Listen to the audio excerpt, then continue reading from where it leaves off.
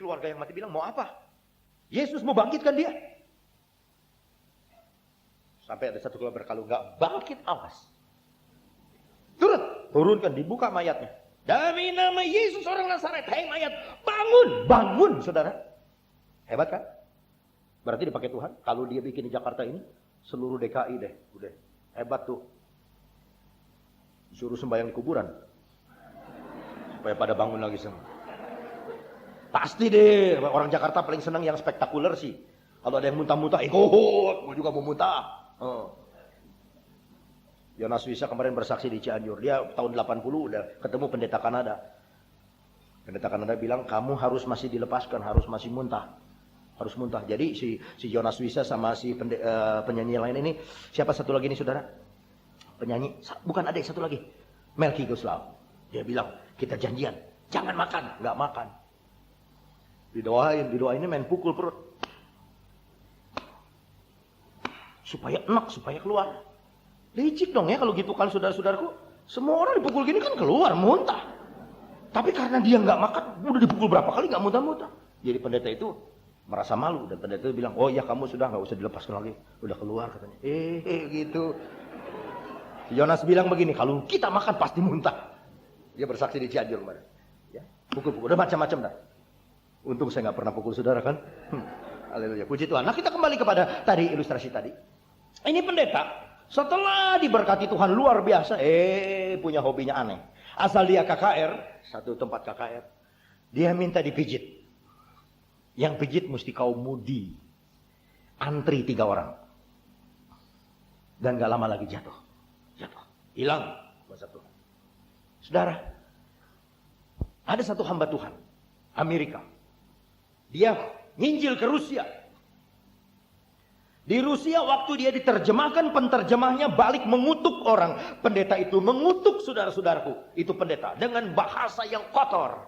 Jadi ini pendeta tidak bisa khotbah lagi sebab dia tidak tahu harus khotbah apa. Tiba-tiba roh Allah turun di atasnya dan dia mulai berbicara dengan bahasa Rusia yang dia tidak pernah dan belum pernah belajar sebelumnya. Dan ada banyak orang-orang Rusia mendengar Injil. Tapi dia ditarik turun, saudara-saudaraku, dan dia pulang ke Amerika. Dipakai Tuhan luar biasa. Sayang, pada satu hari dia ketemu di got dengan botol whisky, mabuk. Tidak sungguh-sungguh, tidak hati-hati, saudaraku. Ada satu hamba Tuhan, aduh luar biasa kalau dia khotbah di Amerika begini. Di sini ada orang yang penyakit kanker. Ibu Ana berdiri, maju ke depan. Kankermu akan disembuhkan. Dan ini, betul ada yang kanker. Pegang aja dari plok, jatuh. Luar biasa.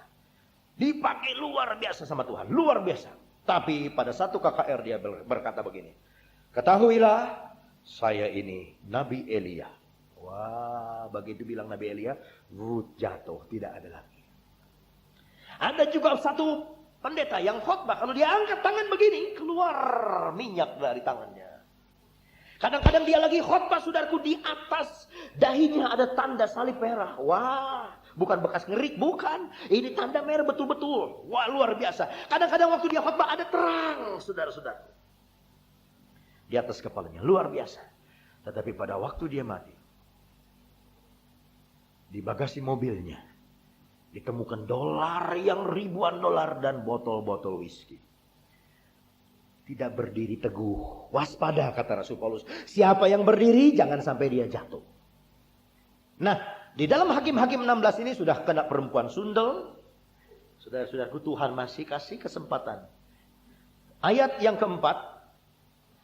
Sesudah itu Simson jatuh cinta kepada seorang perempuan dari lembah Sorek yang namanya Delilah.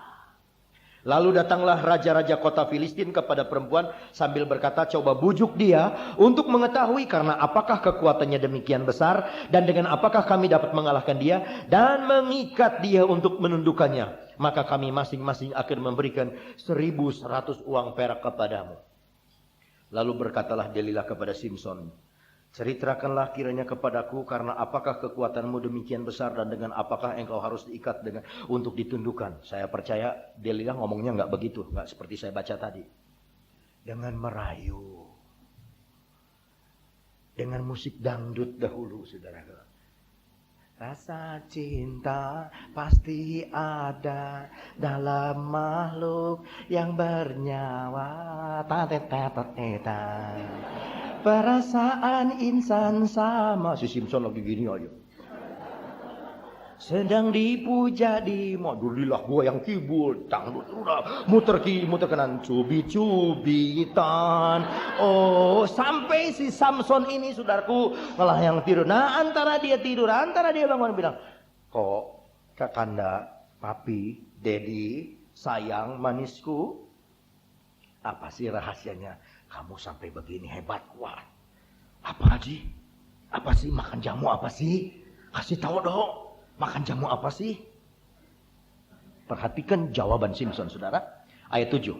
Ya.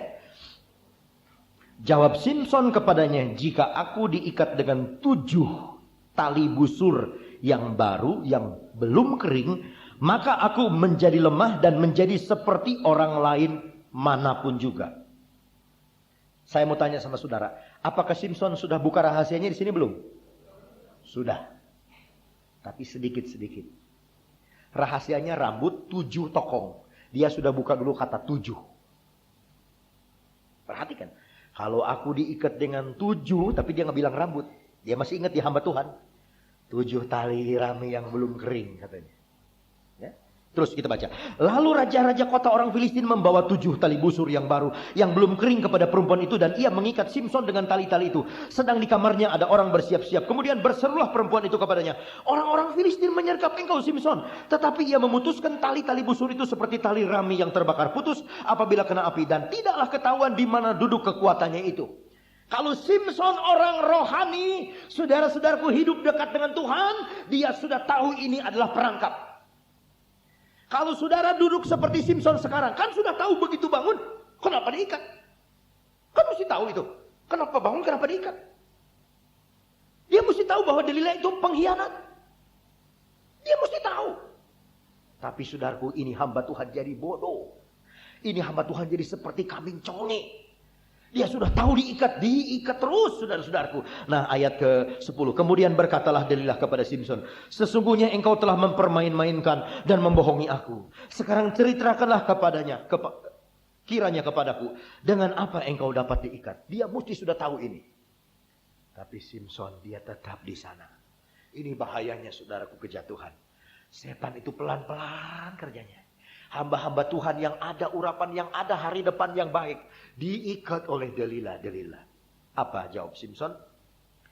"Jika aku diikat erat-erat dengan tali baru yang belum terpakai untuk pekerjaan apapun, maka aku akan menjadi lemah dan menjadi seperti orang lain manapun juga." Dalam bahasa lain disebut tokong. Tokongnya dia sudah sebut. Tali. Dia sudah sebut. Tadi 7-nya dia sebut. Sekarang tali-talinya dia sebut. Dia sebut tokong-tokongnya. Saudara-saudaraku, saya mau kasih tahu. Delila tidak bisa mengerti. Dan iblis pun tidak akan mengerti rahasia ini, kecuali kita kasih tahu. Delila tidak bisa mengerti apa maksudnya Simpson. Diikat lagi.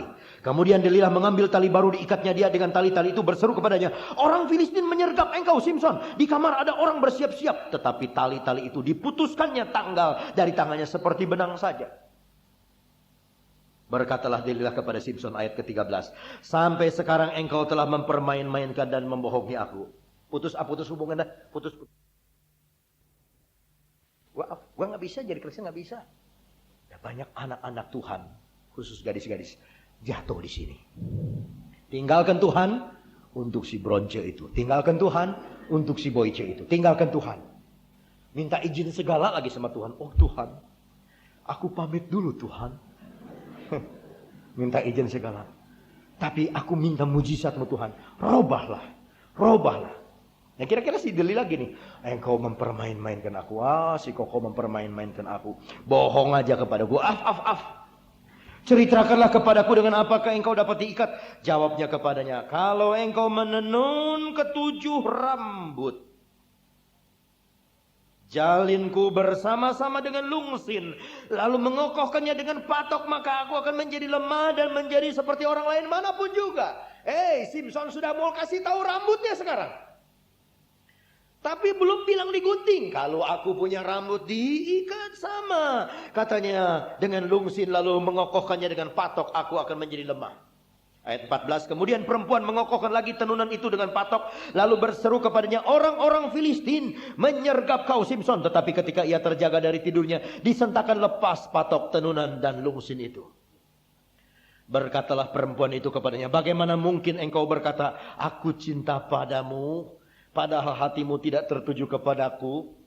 Sekarang telah 3 kali engkau mempermainkan aku dan tidak mau menceritakan kepadaku, karena apakah kekuatanmu demikian besar? Lalu setelah perempuan itu berhari-hari merengek-rengek kepadanya. Aduh, saudara-saudaraku, aduh, son, merengek-rengek apa sih dong, ngasih tahu dong. Simpson udah mesti kabur, memangnya dunia sedaun kelor? Mestinya, tapi saudara-saudaraku, dia tidak kembali sama istrinya, dia tidak kembali kepada bangsanya, dia tidak kembali kepada orang tuanya, dia tidak kembali kepada Tuhannya, dia tetap di sana merengek-rengek. Aduh, memang godaan seks ini sangat berat. Godaan seks ini sangat berat, saudara. Kemarin ini saya dengar satu cerita, katanya ada anak Tuhan baru kenal Yesus terus mati. Udah mati, rohnya diangkat. Rohnya sampai di sorga ketemu Petrus. Sampai sana Petrus bilang, selamat datang di sorga anakku. Loh, ini anak Tuhan dikasih kaos oblong. Dia bilang, kenapa aku hanya diberikan kaos oblong? Oh, sebab kamu orang Kristen baru kenal Yesus terus mati. Jadi kamu belum ada peperangan iman, belum ada apa-apa. Baru menikmati Tuhan, baru percaya terus mati. Jadi pakaianmu kaos oblong. Ya dah. Dia pakai jalan-jalan di dalam sorga, dia lihat ada orang lain pakai baju tangan pendek. Dia bilang, kenapa itu? Protes. Kenapa itu dia pakai baju kemeja tangan pendek? Nah, aku ini pakai kaos oblong. Oh, kalau dia pendeta. Pendeta kan banyak percobaannya, banyak problemnya. Harus sembahyang, harus puasa, harus khotbah. Jemaat kan taunya dengan khotbah mesti bagus, mesti lucu, mesti enak. Nggak tahu tuh pendeta sampai nonggeng-nonggeng cariin bahan. Jadi dia mesti kasih pakai pakaian tangan pendek. Iya dah kalau begitu. Berapa lama dia lihat ada orang pakai baju tangan panjang. Dia bilang, loh kenapa itu pakai baju tangan panjang sono? Oh, kalau itu pastor. Kenapa? Nah, pastor kan nggak boleh kawin. Jadi pergumulannya lebih berat. Lebih berat. Pastor kan nggak boleh kawin, mesti menahan hawa nafsu. Jadi dikasih baju tangan panjang. Oh gitu. Lama lagi dia lihat katanya ada yang orang pakai baju pakai dasi. Nah itu kenapa pakai dasi? Ya, kalau itu mah nggak boleh ngiri kamu.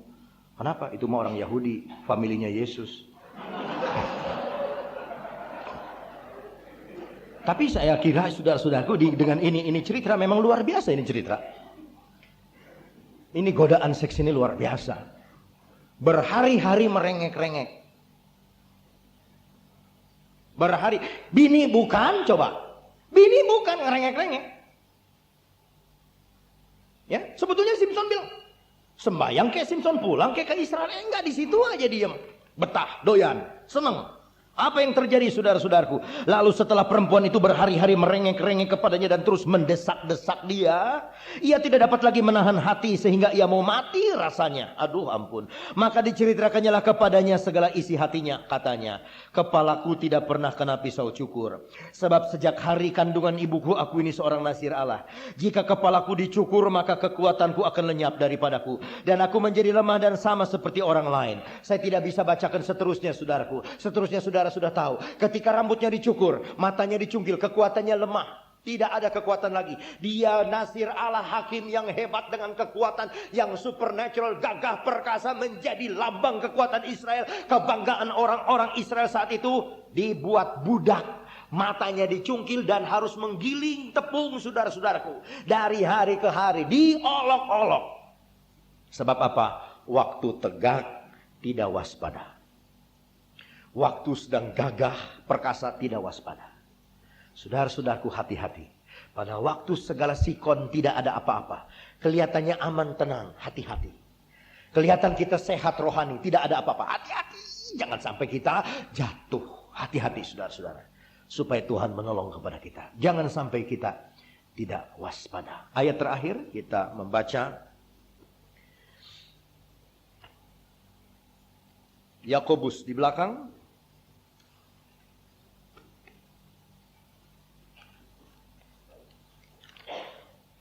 Setelah Ibrani lalu Yakobus.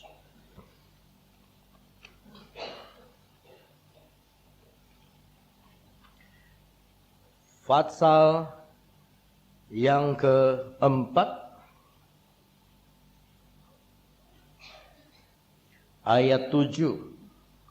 Karena itu, tunduklah kepada Allah dan lawanlah iblis, maka ia akan lari daripadamu. Terus baca berikutnya 1 Petrus. 1 Petrus Fatsal yang kelima. Ayat yang ke-8. Sadarlah dan berjaga-jagalah. Lawanmu si iblis berjalan keliling sama seperti singa, yang mengaum-ngaum dan mencari orang yang dapat ditelannya. Lawanlah dia dengan iman yang teguh, sebab kamu tahu bahwa semua saudaramu di seluruh dunia menanggung penderitaan yang sama. Iblis berkeliling membuka apanya saudaraku? Suaranya. Ada ibu-ibu takut penyakit AIDS. Aduh, Pak Onda tuh sekarang banyak penyakit AIDS. Penyakit AIDS. Penyakit AIDS. Penyakit AIDS. Di mana-mana terus. AIDS. Hati-hati. Cuci tangan. Kalau mau tidur cuci tangan, cuci kaki. Itu tempat cuci piring dileup-leupin sama air panas. Kenapa sih? Ada AIDS. Habis makan terus dicuci mulut, sikat gigi sampai 8 kali sehari. Kenapa? Takut ada AIDS. Aduh, saya sedih lihat orang Kristen kalah sama setan begini. Saya pikir-pikir apa nih orang-orang pada homoseks semua nih? Takut AIDS? Apa lesbian semua takut AIDS? Takut AIDS? Setan aja nih sumbernya AIDS. Saudaraku, kalau engkau lawan, dia lari. Amin. Jangan takut AIDS. Kalau saudara-saudaraku benci sama setan tapi AIDS itu namanya benci tapi rindu. Sama setannya benci, sama AIDS-nya pengen. Hati-hati saudaraku, kita usir setan, lawan dia dengan imanmu yang teguh. Sebab dia ngomong, waktu 2 tahun lalu apa? Herpes. Mulutnya orang apa? Orang Kristen. Herpes. Aduh. Udah herpes apa lagi? Resesi. Ini bahasanya orang Kristen sekarang. Resesi. Saudara Yonas bisa bilang sekarang bukan resesi buat orang Kristen. Resepsi. Pesta terus. Amin, saudara-saudaraku. Haleluya. Jangan takut hal demikian. Tapi ingat, kalau sudah kokoh, sudah gagah, sudah berdiri tegak, dipakai Tuhan, hati-hati waspada. Jangan sampai jatuh. Sekian firman Allah. Mari kita berdiri bersama-sama. Puji Tuhan. Kalau Tuhan besertaku, aku rasa tak takut. Kalau Tuhan besertaku, aku rasa sentosa. Kalau Tuhan besertaku, siang malam terjaga. Kalau Tuhan besertaku, segala susah hilanglah. Kalau Tuhan beserta, aku rasa tak takut. Aku rasa tak takut. Kalau Tuhan besertaku, aku rasa sentosa. Kalau Tuhan besertaku, siang malam terjaga. Kalau Tuhan besertaku, segala susah hilang. Di dalam nama Tuhan Yesus, Allah dan Bapa, Raja semesta langit dan bumi, Allah yang maha besar dan dahsyat, yang berpegang pada perjanjian dan kasih setianya untuk orang-orang yang kasih kepadanya dan tetap mengikuti perintah-perintahnya. Allah dan Bapa, Engkau melihat kami berkumpul di sini, kami bersatu hati memohonkan Engkau peliharalah hamba-hambamu, anak-anakmu yang Engkau percayakan untuk menggembalakan kami. Oh Allah Bapa, biarlah Engkau perisai mereka, pagarilah mereka dengan iman yang teguh. Biarlah Engkau hancurkan semua penghalang-penghalang yang mau menjatuhkan mereka. Oh Allah, kami yakin dan percaya bahwa Engkau mendengarkan dan menjawab doa kami, karena kami memohonnya di dalam nama Putramu yang kekasih, Yesus Kristus dan Nazaret. Kami tidak berhak atasnya, tetapi kami memohonnya berdasarkan anugerah dari Yesus Tuhan kami. Glory, haleluya. Segala puji, syukur, hormat, dan kemuliaan kepadamu saja. Haleluya. Amin.